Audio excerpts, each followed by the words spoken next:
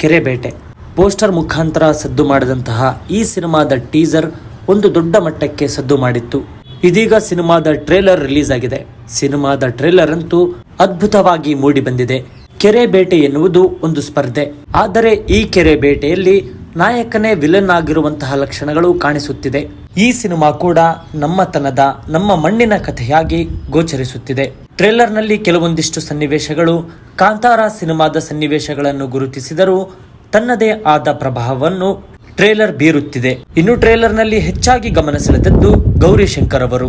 ಮೇಲ್ಜಾತಿ ಕೀಳ್ಜಾತಿ, ಬಡವ ಶ್ರೀಮಂತ ಮತ್ತು ಪ್ರೀತಿ ಸಂಬಂಧಗಳ ನಡುವೆ ತನ್ನದೇ ಒಂದು ಹೊಸ ಮನಸ್ಥಿತಿಯಲ್ಲಿ ಗೌರಿಶಂಕರ್ ಅವರ ಪಾತ್ರ ಕಾಣಿಸುತ್ತಿದೆ. ಕ್ಯಾಮರಾ ವರ್ಕ್ ಮತ್ತು ಬ್ಯಾಕ್ ಗ್ರೌಂಡ್ ಮ್ಯೂಸಿಕ್ ಅಂತೂ ಇತ್ತೀಚಿನ ದಿನಗಳಲ್ಲಿ ಬೇಕಾಗಿರುವಂತಹ ಎಲ್ಲಾ ಕ್ವಾಲಿಟಿಯನ್ನು ಜನರಿಗೆ ಖಂಡಿತ ನೀಡುತ್ತದೆ ಎನ್ನುವಂತಹ ಭರವಸೆಯನ್ನು ಟ್ರೇಲರ್ ಮುಖಾಂತರವೇ ಮೂಡಿಸಿದ್ದಾರೆ. ಇತ್ತೀಚಿನ ದಿನಗಳಲ್ಲಿ ನಮ್ಮ ಮಣ್ಣಿನ ಕಥೆಗಳು ಯಥೇಚ್ಛವಾಗಿ ಬರುತ್ತಿದೆ. ಅಂತಹ ಸಾಲಿನಲ್ಲಿ ಕೆರೆಬೇಟೆ ಕೂಡ ಖಂಡಿತವಾಗಿಯೂ ನಿಲ್ಲುತ್ತದೆ.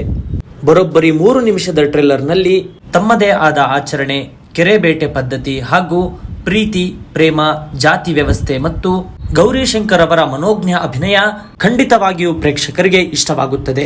ತನ್ನ ಸ್ವಭಾವದಿಂದಾಗಿ ಇಡೀ ಊರಿಗೆ ಎದುರಾಗಿ ನಿಲ್ಲುವಂತಹ ನಾಯಕನ ಪಾತ್ರ. ಇತ್ತೀಚಿನ ದಿನಗಳಲ್ಲಿ ಈ ರೀತಿಯ ಪಾತ್ರಗಳನ್ನು ನೋಡಿರಲು ಸಾಧ್ಯವೇ ಇಲ್ಲ. ನೀವು ಇನ್ನೂ ಕೂಡ ಸಿನಿಮಾದ ಟೀಸರ್ ಮತ್ತು ಟ್ರೇಲರ್ ನೋಡಿಲ್ಲವೆಂದರೆ ಈಗಲೇ ನೋಡಿ, ನಂತರ ಖಂಡಿತವಾಗಿಯೂ ಸಿನಿಮಾವನ್ನು ವೀಕ್ಷಿಸಬೇಕು ಎನ್ನುವಂತಹ ಭಾವನೆ ನಿಮ್ಮಲ್ಲಿ ಮೂಡಿಯೇ ಮೂಡುತ್ತದೆ. ಧನ್ಯವಾದಗಳು.